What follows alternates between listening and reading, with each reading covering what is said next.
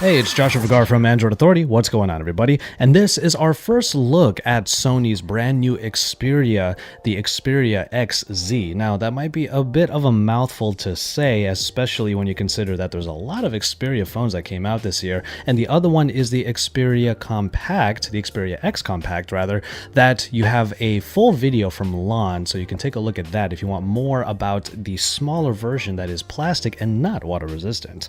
But until we get to that part, we're taking a look at the more premium XZ. Essentially what you have here is a design that is somewhat different from what we are already used to from the Xperia line, even with the previous phones that came out at Mobile World Congress. What we see here is an exoskeleton that has a bunch of the panels on all of the different sides of the phone, and you can see very closely here that there are panels. It's not a unibody design, and it also strays away from the dual glass panels that we remember from back when we had the Xperia Z2, Z3, and whatnot.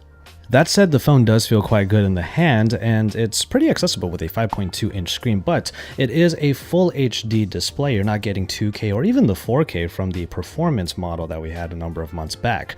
That said, however, the screen looks pretty nice, and it does a good job of showing this Xperia UI that is actually a little bit more stock than we remember. There's even Google Now over as the second home screen, and when you swipe all the way to the left. But that said, it still has the look of a general stock Android, which Xperia UI tended to have in the past, but we do like its more sleek look, and it also feels pretty snappy with the Snapdragon 820 as the processor on here anyway.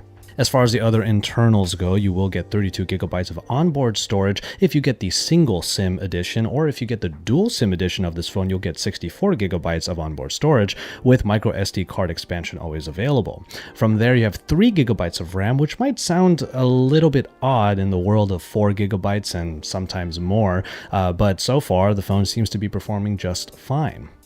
And the battery comes in at 2900 milliamp hours, but is capable of fast charging using Sony's own chargers that are included with the phone. And of course, this phone is IP certified for water and dust resistance, the same that you would get in pretty much any Xperia phone, even though this time around the Compact Edition does not have this certification. And like I said already, you can take a look at that video over from Lon here at Android Authority.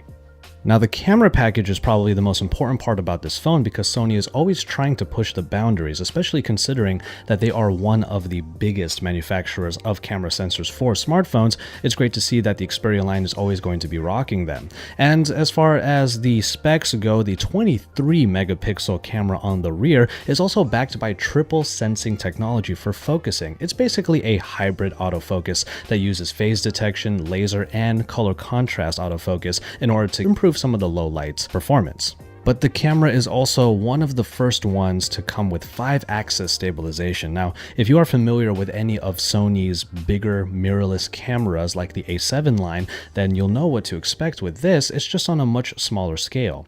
Now, with that stabilization, there should be better low light performance and even better video performance because it is optical and not digital, meaning that even if you're jittering around with the camera, it should mean that there's more stabilization here than with any other smartphone. Now, I did do a rather rudimentary test of this and just recorded the video that I recorded with the Xperia XZ, and so far it looks like it does a pretty good job. But of course, we're going to have to put this camera properly through its paces with our full testing after we get a full review unit.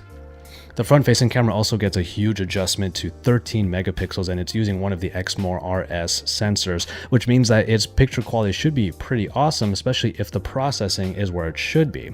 And again, that's going to be something that we have to test when we get our review unit. Especially considering that the design has been changed even ever so slightly enough to make it feel a little more fresh, the streamlining across the board with that big camera enhancement makes this phone still pretty exciting to us. And as far as the Xperia line goes, we do think that it's been in need of a bit of a refresh. And if this is the one that's going to give us some excitement about Sony's smartphone line, then we can't wait to get our hands on our review unit and bring you our main thoughts in a full review. So keep it tuned to Android Authority for even more about the Sony Xperia XZ. Don't forget to check out the X Compact from Lon in another video here at Android Authority, and remember to keep it tuned here because we are your source for all things IFA 2016.